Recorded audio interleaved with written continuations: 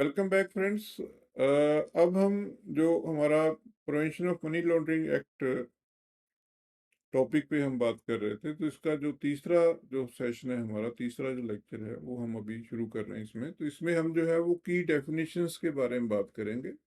इससे पहले हमने इंट्रोडक्टरी उसमें किया, जो पीएमएलए है क्या, कैसे मनी लॉन्ड्रिंग होती है, हाउ इट वर्क्स, स्टेजेस क्या हैं, और उसके बाद हमने इंटरनेशनल पर्सपेक्टिव इसका समझने की कोशिश की, कैसे 88 या 80s से लेके अभी तक जो है वो कैसे क्या क्या डेवलपमेंट्स हुई इंटरनेशनल लेवल पे, क्योंकि ये मनी लॉन्ड्रिंग जो है वो ट्रांस बॉर्डर्स काम करती है। उसमें एक देश में कोई नहीं होता, तो उसके रूट्स जो हैं वो मतलब कहीं एक जगह होंगे, लेकिन ऑफ शूट्स उसके बहुत जगह होंगे।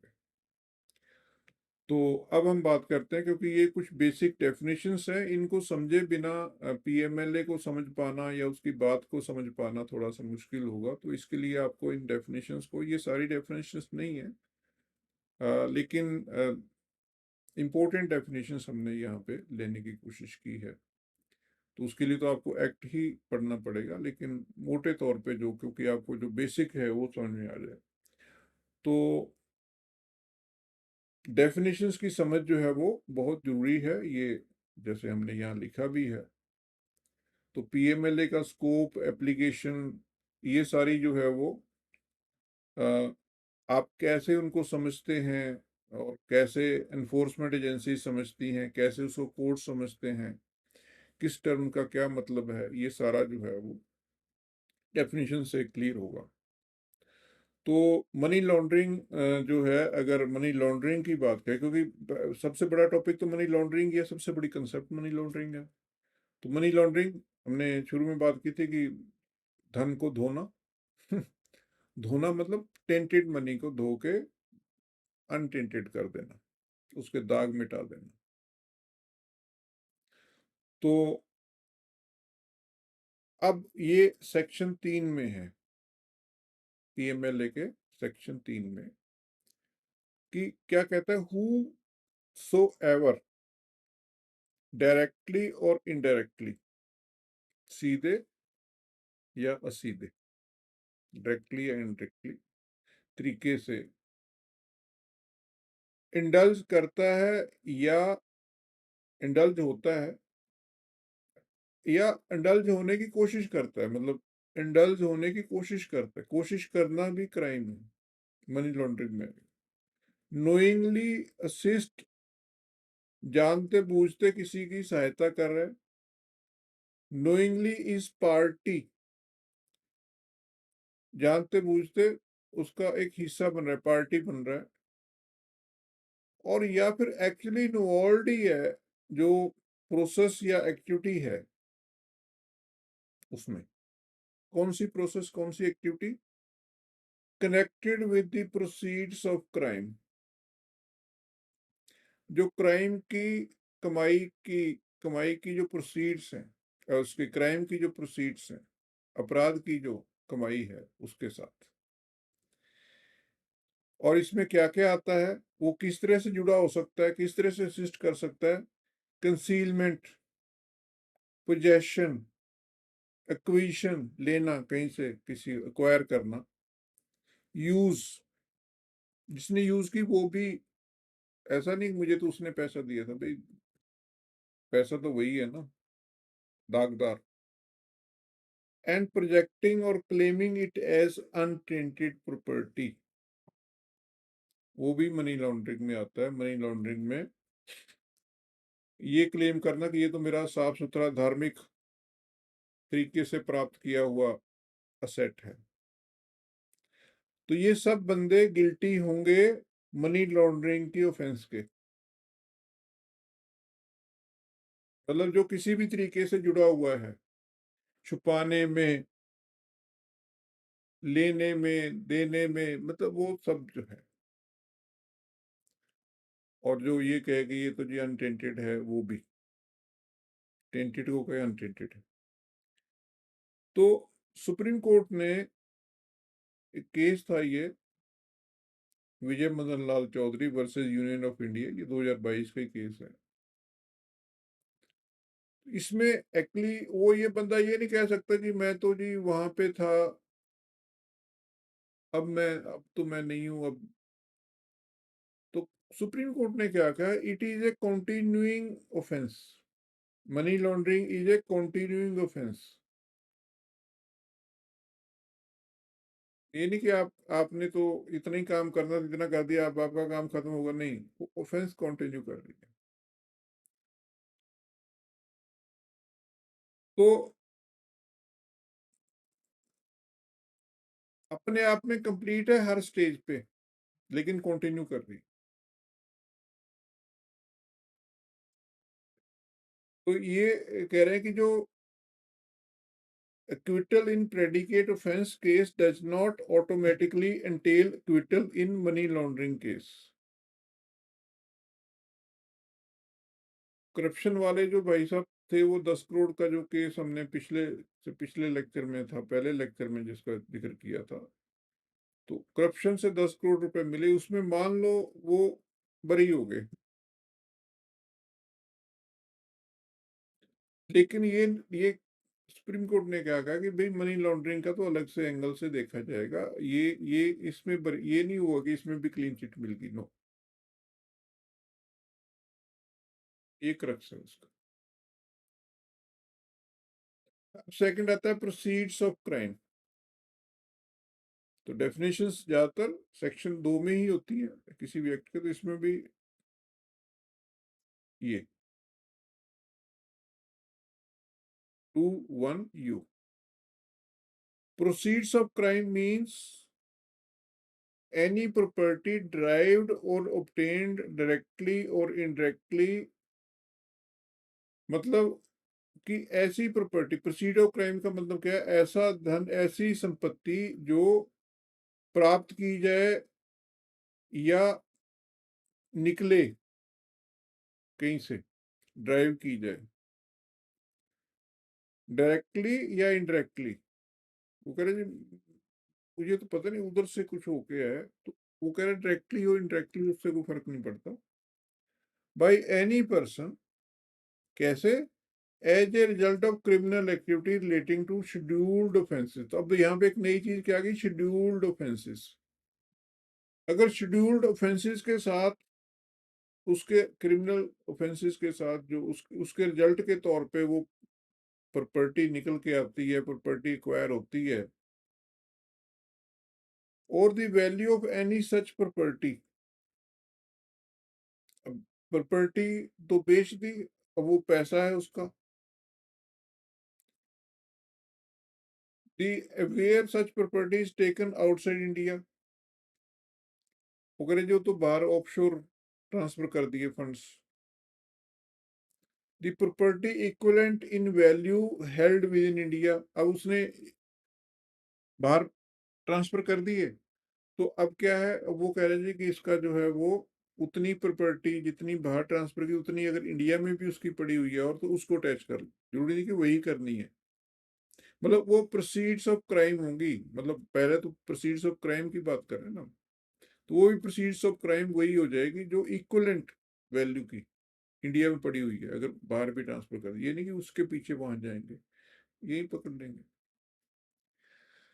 तो 2019 में जो अमेंडमेंट आया उसने एक्सपेंड कर दिया दिस डेफिनेशन को। तो property held outside India, enabling attachment of domestic assets equivalent to value of offshore proceeds। तो वो कहे जी वो तो बाहर चला गया, अब क्या करोगे, तो ईडी क्या कहते हैं, वो कहते हैं जी जो इंडिया में है उतनी वैल्यू के यहाँ असेट्स हम अटैच कर सकते हैं, ये पावर जो है वो दे दी। तो प्रोसीड्स ऑफ क्राइम में हालांकि वो है नहीं, जो इंडिया पड़ी हुई है वो उसका वो उस तरह का रिकॉर्ड नहीं है, जो थी वो ट्रांसफर कर दी, लेकिन इस उसी व्यक्ति की यहाँ पे प्रॉपर्टी है, तो उतनी वैल्यू की प्रॉपर्टी यहाँ पे चाहे वो टेंटेड से नहीं है तो भी वो टेंटेड है, वो प्रोसीड्स ऑफ क्राइम में मानी जाएगी। उसको मतलब वो जब्त कर सकते हैं, मतलब कन्फिस्केट कर सकते हैं या अटैच कर सकते हैं। जैसे हमने इसमें पढ़ा था शेड्यूल्ड ऑफेंसेस, तो शेड्यूल्ड ऑफेंसेस के साथ जुड़ा हुआ जो पैसा है वो जो प्रोसीड्स ऑफ क्राइम में आएगा। तो शेड्यूल्ड ऑफेंसेस 2(1)(y) में डिफाइंड है। तो अब शेड्यूल्ड ऑफेंसेस जो है वो offence listed in schedule to the act. तो एक्ट के साथ जो शेड्यूल्ड है उसमें जो लिस्टेड ऑफेंसेस हैं वो शेड्यूल्ड ऑफेंसेस। सिंपल सी बात है, शेड्यूल्ड ऑफेंसेस, शेड्यूल में जो ऑफेंसेस हैं। अगर शेड्यूल्ड ऑफेंस नहीं है, शेड्यूल्ड ऑफेंस नहीं है कोई, ये नहीं प्रूव हो रहा कि शेड्यूल्ड ऑफेंस से रिलेटेड पैसा है, तो वो प्रोसीड्स ऑफ क्राइम नहीं हो सकता, और ना ही उसका ऑफेंस होगा मनी लॉन्ड्रिंग में। क्योंकि मनी लॉन्ड्रिंग में ऑफेंस तभी होगा जब प्रोसीड्स ऑफ क्राइम होंगी। प्रोसीड्स ऑफ क्राइम कब होंगी? जब ये शेड्यूल्ड ऑफेंसेस से के आउटकम के तौर पे वो पैसा आया होगा। तो अब इसमें अगर हम इसको part A B C 3 parts में है उस शेड्यूल में जो दी हुई है, तो उसको हमने समराइज किया है। तो इसमें पहले में आती हैं offences under more than 25 specific loss. India के स्पेसिफिक लॉज दिए हैं, उनमें जो ऑफेंसेस हुई उनमें से जो पैसा आया वो प्रोसीड्स ऑफ क्राइम में जाएगा, और फिर वो पीएमएलए में भी कवर होगा। मोटे तौर पे क्या, भारतीय न्याय संहिता, पहले आईपीसी थी, अब Bharatiya Nyaya Sanhita 2003 BNS. Murder, kidnapping, robbery, extortion, counterfeiting, जाली कोई चीज वो बनाना, नकली, चीटिंग, फोर्जरी, धोखा किसी को, तो चीटिंग करना, चीटिंग तो आप समझते हैं किसी को धोखा देना, और फोर्जरी करना कोई जालसाजी करना जो है, वेजिंग वार, ये सारे ऑफेंसेस जो हैं वो बीएनएस के हैं, भारतीय न्याय संहिता के हैं, जो शेड्यूल्ड ऑफेंसेस हैं, और इनसे मिला हुआ, इनसे रिलेटेड पैसा प्रोसीड्स ऑफ क्राइम में जाएगा। ये जो था, और प्रोसीड्स ऑफ क्राइम में जाएगा तो फिर पीएमएलए में भी कवर होगा। मतलब होने की वो है, ये फिर वो आगे फिर प्रूव फर्दर कुछ और चीजें होंगी। देन आ गया एनडीपीएस एक्ट। ये तो शुरू से ही था, क्योंकि 88 में जो वेना कन्वेंशन हुई थी उसमें बात ही वहां से शुरू हुई थी कि जो नारकोटिक्स ड्रग्स की जो पैसा है उसको कैसे लिसिट बनने से रोका जाए, इलिसिट को। Unlawful activities prevention act, UAPA, arms act, wild life protection act, prevention of corruption act, companies act, customs act, securities act, ये कुछ एक्ट हमने दिए हैं। इनमें अगर कोई ऑफेंस होगी और उससे कोई इलिसिट मनी आएगी तो that will be proceeds of crime, and then PML में जाने के चांसेस होंगे। कस्टम एक्ट में सेक्शन 132, ये अलग से पार्ट बी में है। क्या है ये? False declaration, false documents etcetera कोई लगाता है और उससे कुछ बेनिफिट लेता है, तो ये अलग से है। देन पार्ट सी में आता है ट्रांस बॉर्डर क्राइम्स। तो अब इसमें क्या है कि इसमें पार्ट ए की जो ऑफेंसेस हैं, ये जो सारी ऑफेंसेस हैं अगेंस्ट प्रॉपर्टी और ऑफेंसेस अगेंस्ट प्रॉपर्टी, तो ये सारी ऑफेंसेस या ऑफेंसेस अगेंस्ट प्रॉपर्टी जो चैप्टर 17 बीएनएस में दी गई है, जिसमें थेफ्ट है, रॉबरी एक्सेट्रा, इस तरह की चीजें आती हैं।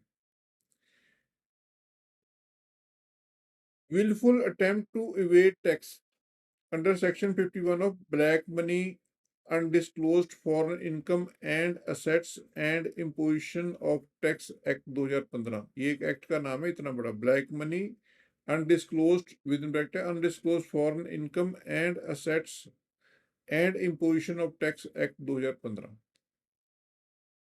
तो जहां पे क्रॉस बॉर्डर एलिमेंट्स हैं इन सब में वो सी में आएगा। सी में शेड्यूल जो पार्ट ए की ऑफेंसेस प्लस कुछ और ऑफेंसेस जिसमें क्रॉस बॉर्डर या ये जो प्रॉपर्टी से अगेंस्ट जो ऑफेंसेस हैं, जब क्रॉस बॉर्डर एलिमेंट आएगा तो ये सी में आ जाएंगी, पार्ट सी में। तो ये हो गया आपकी शेड्यूल्ड ऑफेंसेस। शेड्यूल्ड ऑफेंस नहीं है तो crime of proceeds, proceeds of crime नहीं है, और प्रोसीड्स ऑफ क्राइम नहीं है तो पीएमएलए भी नहीं लगेगा। अब आता है अटैचमेंट, एक शब्द यूज होगा अटैचमेंट। ये सेक्शन 2(1) सब सेक्शन 1 के डी क्लॉज में है। अटैचमेंट मींस अटैच कर देना किसी प्रॉपर्टी को, रोक देना, प्रिविशन, प्रिविशन ऑफ ट्रांसफर, उसकी कन्वर्शन नहीं हो सकती, डिस्पोजिशन नहीं हो सकती, मूवमेंट ऑफ प्रॉपर्टी नहीं हो सकती, उस पर रोक लग गई। और इस एक्ट में, पीएमएलए एक्ट में, वो ऑर्डर इशू होगा कि ये प्रॉपर्टी अटैच कर दी गई है, इसके द्वारा एनफोर्समेंट एक्टेड करते हैं। तो unlike criminal seizure, it is a civil remedy. गाड़ी जैसे कार अटैच कर दी तो कार वो जो ही बंदा चलाएगा, property remains with the owner, लेकिन वो बेच नहीं सकता उसको। Attachment means less severe, seizure तो उसको उससे ले लेना है ना, तो अटैचमेंट अटैच कर दी, अभी तो कोई बात नहीं, एंजॉय कर, लेकिन इसको बेच नहीं सकता तो वो ट्रांसफर्ड या किसी तरह से उसका फायदा नहीं वो ले सकता किसी भी तरीके से, उसको ये नहीं है कि गिरवी रख दिया कहीं पे। अच्छा, अब एक और इम्पोर्टेंट टॉपिक क्या है, कंसेप्ट क्या है, रिपोर्टिंग एंटिटी। ये इसलिए भी इम्पोर्टेंट है कि जो प्रोफेशनल्स हैं वो भी उसमें कई बार कवर होते हैं, वो आगे हम देखेंगे भी इसमें। तो 21WA ये आपकी,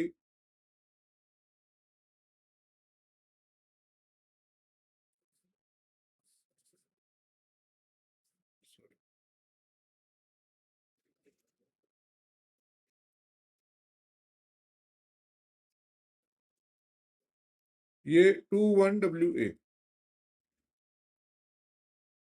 डेजिग्नेटेड बिजनेस और प्रोफेशन, ये सेक्शन है आपका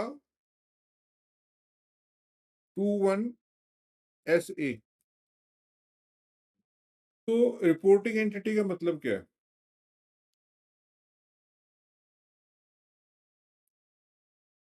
reporting entity means banking company, financial institution, intermediary. Intermediary क्या होता है, जो बीच में कोई दो व्यक्तियों के बीच में, जैसे हम कह सकते हैं कमीशन एजेंट या कोई ऐसी एजेंसी, दलाल भी हो सकता है, जैसे प्रॉपर्टी डीलर होता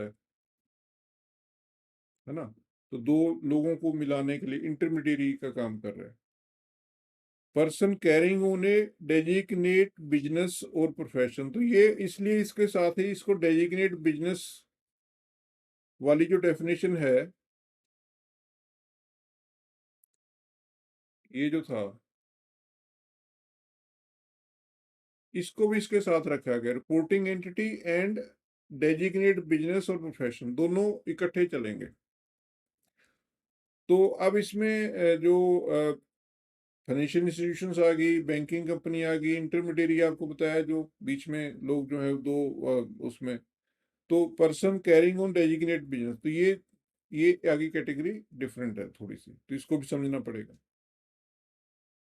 तो डेजिग्नेटेड बिजनेस और प्रोफेशनल को 2012 में एक्सपेंड कर दिया गया। इसमें कौन कौन आता है, कौन कौन आता है इसमें? इसमें जो है वो सभी बैंक आ गए, commercial, cooperative, regional, rural, payment bank, small finance banks, NBFC भी आ गए, नॉन बैंकिंग फाइनेंशियल कंपनीज भी आ गई जो आरबीआई के साथ रजिस्टर्ड है, वो सारे इसमें आ गए। कैपिटल मार्केट इंटरमीडियरी आ गए, स्टॉक ब्रोकर है जैसे, मर्चेंट बैंकर हैं, पोर्टफोलियो मैनेजर्स हैं, इन्वेस्टमेंट एडवाइजर्स हैं, ये सारे ही डेजिग्नेटेड बिजनेस और प्रोफेशन में आ गए। Insurance companies, insurance intermediaries,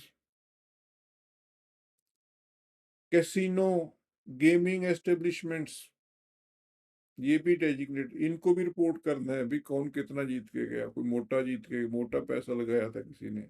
real estate agents, तो रियल एस्टेट एजेंट्स भी जो है डेजिग्नेटेड प्रोफेशन में, उनको भी अगर कोई ऐसी ट्रांजैक्शन होती है जिसमें मोटी कोई धांधली के चांसेस है, उनके लिए भी एक गाइडलाइन है। डेवलपर्स जो प्रॉपर्टी ट्रांजैक्शंस में एंगेज होते हैं, तो उनको भी बताना है कि ये वो बंदा आया है जिसके पास पता नहीं पैसा कहाँ से, इतना पैसा कहाँ से आया। Dealers of precious metals and stones, और तैयार हो जाइए, आप भी हैं, आप मतलब पोटेंशियल कंपनी सेक्रेटरीज जिनके लिए ये क्लास चल रही है, वो भी हैं company secretaries, chartered accountants and cost accountants. ये तीन प्रोफेशन है जो इंडिया में बहुत इंपॉर्टेंट प्रोफेशंस हैं, और ये तीनों एक जैसे ही काम, मतलब कुछ काम तो इनके स्पेसिफिक हैं, लेकिन जैसे जीएसटी या कुछ और चीजें हैं उनके लिए उनके अपने एक जैसे ही काम, एक ही जैसा स्टेटस है। तो व्हाइल परफॉर्मिंग स्पेसिफाइड एक्टिविटीज, तो इनको भी बताना है कि भाई ये बंदा मेरे कांटेक्ट में आया था, इसके पास तो पता नहीं कहाँ से इतना पैसा आया। तो ये उनको भी, ये भी डेजिग्नेटेड बिजनेस या प्रोफेशन में आते हैं, तो इनको ये रिपोर्टिंग इनको भी करनी पड़ेगी। अब अगली टर्म आती है हमारी बेनिफिशियल ओनर, 21FA। ध्यान रखें कि ये हम सारी डेफिनेशंस नहीं कर रहे कवर, इसमें हम बहुत इंपॉर्टेंट जो डेफिनेशन है वही हम इसमें कवर कर रहे हैं। Beneficial owner is the natural person who ultimately owns or controls a client, or on whose behalf a transaction is conducted। तो मैंने आपको ये कह दिया कि या वहां से वो दो समोसे ले आ, छोटी सी चीज है, तो वो दो समोसों का बेनिफिशियल ओनर कौन है? मैं, आप नहीं है, मेरे बिहाफ पे आप कर रहे हैं ना, तो एक्चुअल में ओनर मैं हूं। तो any person who exercises ultimate effective control over a legal person और अरेंजमेंट। तो ये इंपॉर्टेंट डेफिनेशन है कि बेनिफिशियल ओनर कौन होगा? जिसका कंट्रोल है उस सारे किसी भी लीगल पर्सन पे, या किसी लीगल पर्सन क्या, कंपनी भी लीगल पर्सन होती है, कोई अरेंजमेंट है उस अरेंजमेंट पे उसका अगर कंट्रोल है तो। Identification and verification of beneficial owners is cornerstone of effective KYC. Know your customer. And is critical to piercing corporate veils used in layering scheme. तो लेयरिंग थी ना, 3 स्टेजेस पढ़ी थी हमने जो मनी लॉन्ड्रिंग की, तो उसमें लेयरिंग भी थी एक। तो लेयरिंग में बेनिफिशियल ओनर तक पहुंचना, वो उसको उसको काट के उसको चीरते हुए वहां तक पहुंचना, पीर्सिंग दी वेल, कॉर्पोरेट वेल। कई बार होता है कि कौन, आखिर फायदा किसको जा रहा है? कई बार होता है डायरेक्टर खड़े कर रखे हैं, ऐसे एम्प्लॉई होते हैं उनको जेल जाने के लिए वो, और फायदा किसको हो रहा है? पीछे जो बैठा है बंदा। तो वो एक्चुअली पीएमएलए में beneficial owner is very important, तो उसकी डेफिनेशन दी गई है यहाँ पे, जिसके कंट्रोल में है, जिसको फायदा हो रहा है। और ये आ गया आपका पीईपी, जो हम वहां पे हमने बात की थी ना, पीईपी, पॉलिटिकली एक्सपोज्ड पर्संस। ये भी इंपॉर्टेंट है। ये रूल 21DB। अब ये रूल 21DB क्या है? ये रूल है prevention of money laundering maintenance of records rules 2005। ये उसके रूल्स में ये है, पॉलिटिकली एक्सपोज पर्सन, ये एक्ट में नहीं है, ये रूल्स में है जो मैंने आपको अभी दिखाया। तो politically exposed person are individuals who have been entrusted with prominent public functions। politically exposed person, इनको prominent functions दिए गए, जैसे हेड ऑफ स्टेट्स हैं, गवर्नमेंट के हेड्स हैं, सीनियर पॉलिटिशियंस हैं, गवर्नमेंट या जुडिशियल या मिलिट्री ऑफिसर्स हैं, बहुत सीनियर सीनियर एग्जीक्यूटिव्स हैं स्टेट ओन्ड कॉरपोरेशंस के, इंपॉर्टेंट पॉलिटिकल पार्टी ऑफिशियल्स हैं। तो इन सबको डाउट से देखा जाता है, एक तरह से पॉलिटिकली एक्सपोज्ड पर्संस। तो इसमें डोमेस्टिक एंड फॉरेन पीईपी दोनों आते हैं। तो अब क्या होगा, जब कोई इस तरह का बंदा आए तो रिपोर्टिंग एंटिटी की जिम्मेवारी क्या बढ़ जाती है कि उनको एनहांस्ड ड्यू डिलीजेंस लगानी पड़ेगी। सीडीडी से काम नहीं चलेगा, ईडीडी लगानी पड़ेगी। ईडी आ गया ना बीच में, एक एक डी हटा दे तो ईडी रह जाता है।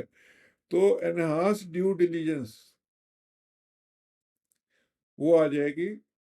और 2 पीईपी, मतलब पीईपी पॉलिटिकली एक्सपोज्ड पर्सन जो है, उसकी डेफिनेशन इंपॉर्टेंट है। अगर इस तरह का कोई व्यक्ति आता है तो उसके ऊपर एनहांस्ड ड्यू डिलीजेंस लगेगी।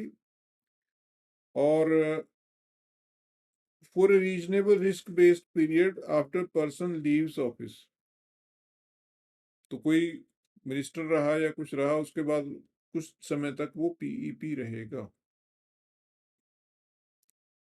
इस तरह से we come to the end of our third session. अब अगले सेशन में हम बात करेंगे किसकी, offences of money laundering and उसकी पनिशमेंट क्या है। तो मिलते हैं तब तक। Thank you.